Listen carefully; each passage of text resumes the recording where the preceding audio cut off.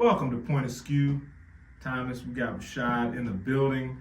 I was adopted by white people, was brought up by white people, and there was a lot of chatter about Michael Chandler raising and or adopting two black children. So I'm not really getting on him, but people say, well, you gotta raise a black kid to be prepared for what they're going to encounter, and only another black person can help them understand that.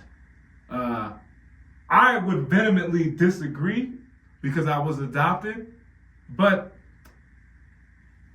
why would somebody that hasn't adopted a kid be so emboldened to criticize people that do adopt kids that are of a different race, I guess? Because they have a very bad point of skew. That's what that. I don't know, man. I think sometimes people just like to have an opinion about stuff just for the sake of having an opinion about stuff. That's one terrible thing about social media. I'm all for everybody having a voice, but daggone, man, to be able to go and immediately give your opinion about whatever you think you want, as we sit here and do that right now. But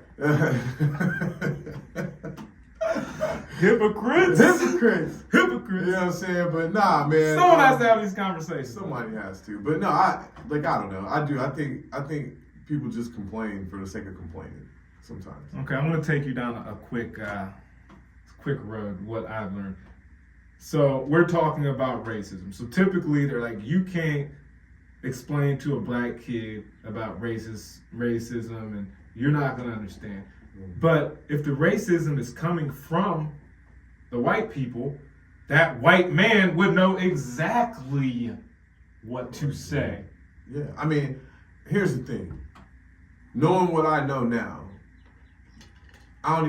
you know me, man. I'm not gonna look at it in terms of color because, like, why would I raise, like, I'm a black man according to society who raised a black son, but I didn't raise him to be black.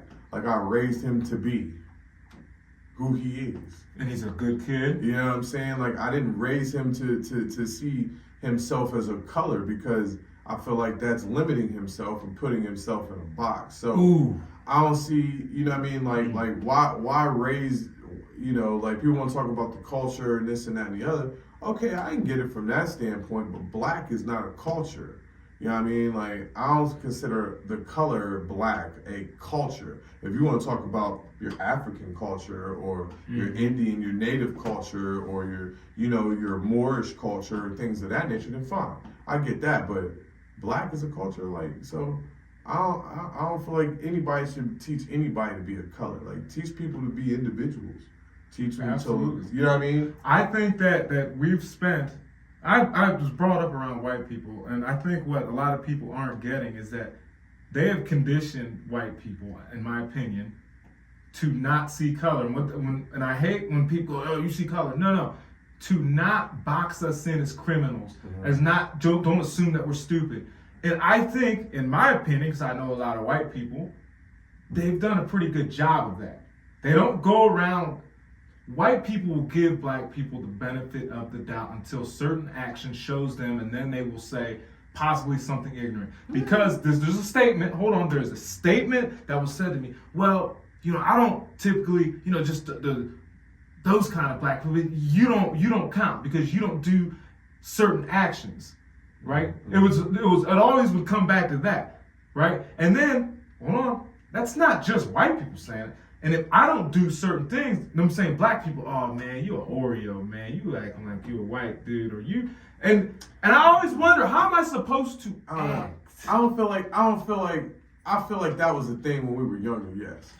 I don't feel like as a grown ass man that anybody from any complexion or whatever is coming like that nowadays. You know what I'm saying? Like, you act this way or that way. It's like, what's your energy like? I feel like more people nowadays are like, what's your energy like? What kind of person are you? What's your vibe? You know what I mean? Absolutely. I feel like more people are starting to be like that or become more like that versus what's your complexion. You know what I mean? Because to be honest with you, like I've had issues with people my complexion and not my complexion. Mm-hmm. You know what I mean? That's an individual thing. Like that ain't got nothing to do with the color of my skin, regardless of what we were taught to believe. We were taught that that's always been a thing. Like that's a taught behavior. But you think about a newborn ain't coming in looking at another newborn and being like, well, their skin's lighter than mine. I ain't finna rock with you. They come over there hugging because they ain't been taught that. They haven't been grilled. And that's it, man. That's a taught thing. So I personally have untaught myself.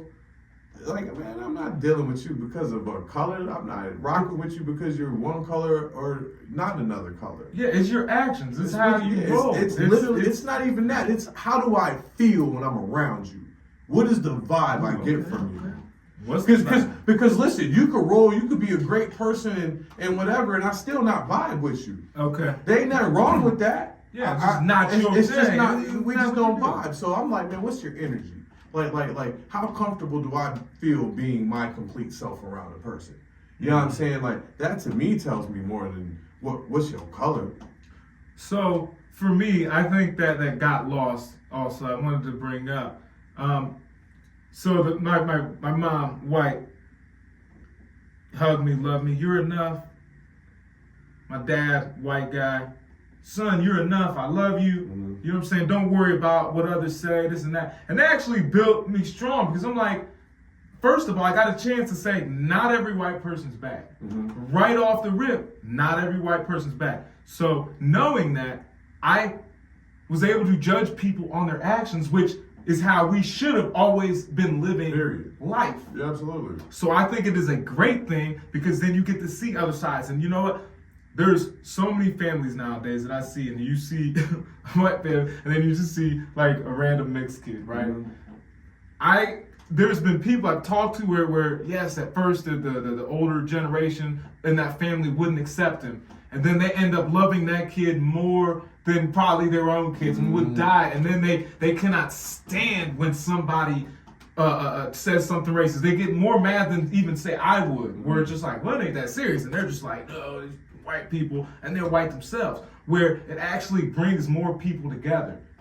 And I think we're past the part where they go, well, you didn't live with struggle being raised by, like, what is struggle? Your struggle may have been poor, my struggle might be something different. A white person who struggled just like you, it might not be the same exact thing, but everyone struggles. Everybody goes through something. Everyone goes through something. Period. And I always wonder, like, say I'm a white guy and I get diagnosed with cancer. You know, I'm on my last breath, like, whew, just glad I didn't end up black, because, man, right. You know, it could have been a lot worse, you know, or someone just loses their house and they're about to be kicked out in the street. Well, you know, it could be worse, or it could be black. Yeah. Like, no, I can't look at myself like that. And I don't think anybody should look at life thinking that because of your color that it's worse. I don't want to be anything. I don't sit there and dream how if I was white, man, my life would be much better. At all. That sounds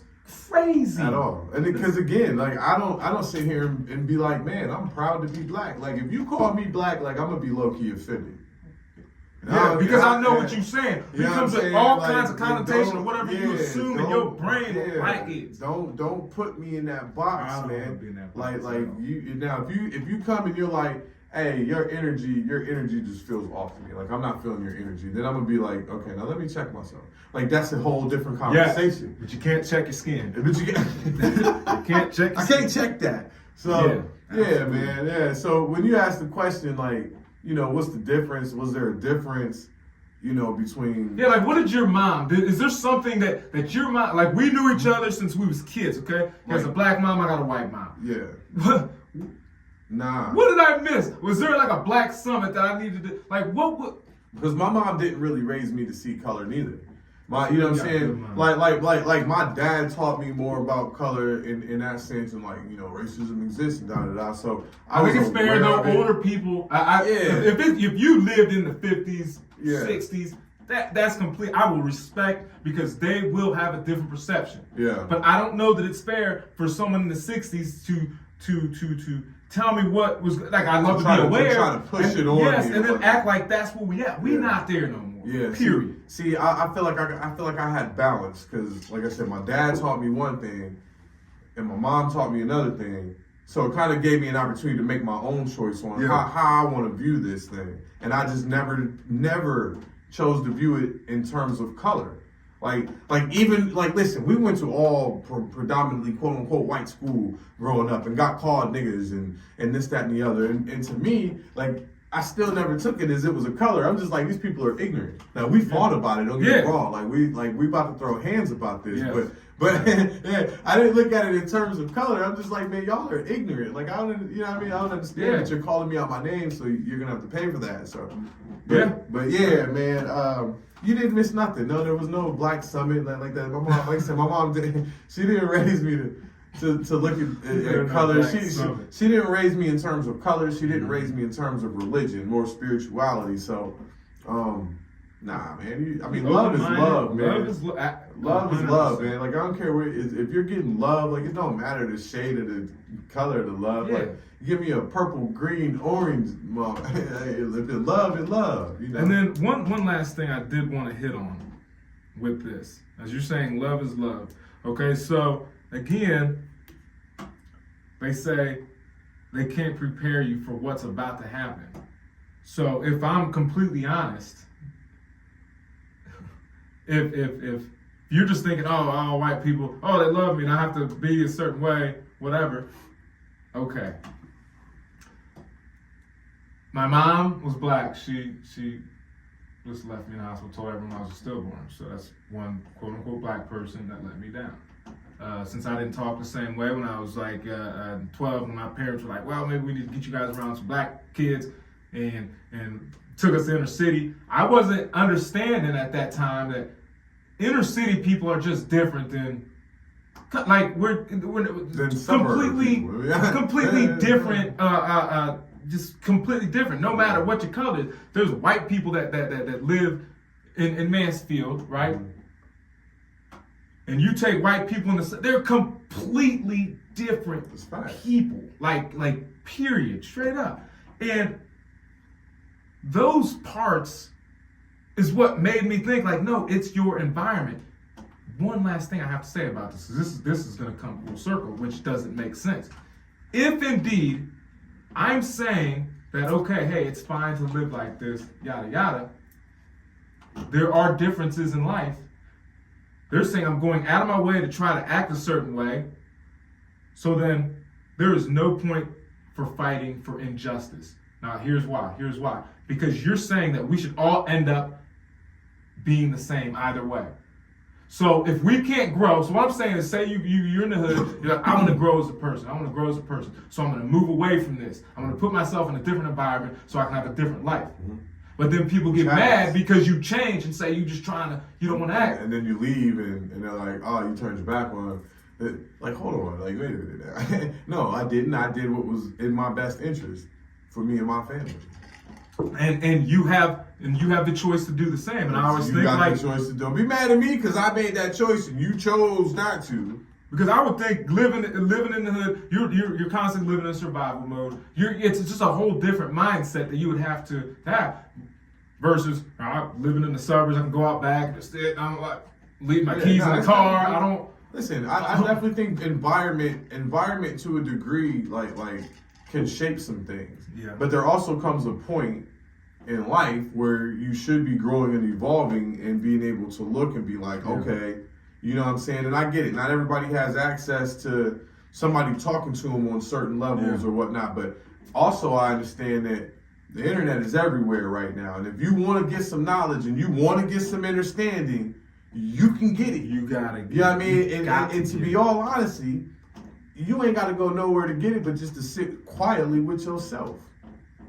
I love that. You just sit quietly with yourself, man, and you'll get all the downloads that you need to move in a direction. Like, it may be an idea. It may be, you know what I'm saying? It could be anything, but if we're constantly distracted and we're constantly angry and we're constantly tensed up about stuff going on outside of ourselves. Well, that comes from within because you ain't dealt with the inside first. Yep. You got to deal with what's going on within first, and you can only do that by sitting patiently and silently in the moment. You do that, stuff will become clear.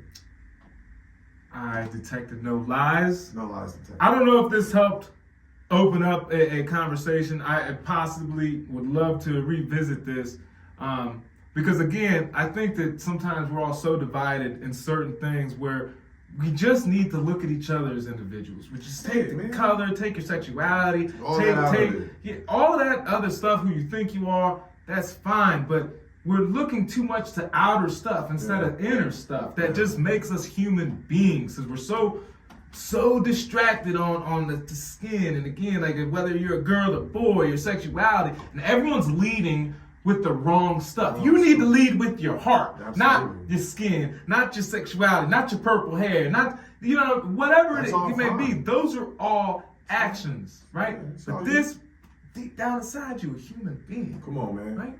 You're a human being. Listen, y'all, it's all been designed that way. It's been designed for us to be distracted from our true natural selves. When we get rid of the distraction, go sit in the woods for a minute. Yeah, I do that. You know what I mean? Just go go put your feet in the grass for 5-10 minutes. And just be present and just unplug from everything. And just get back to your true natural self. The more we do that, the more we'll come together, and the more that the powers that be don't want that. But it's happening anyway, so. Yeah, either way.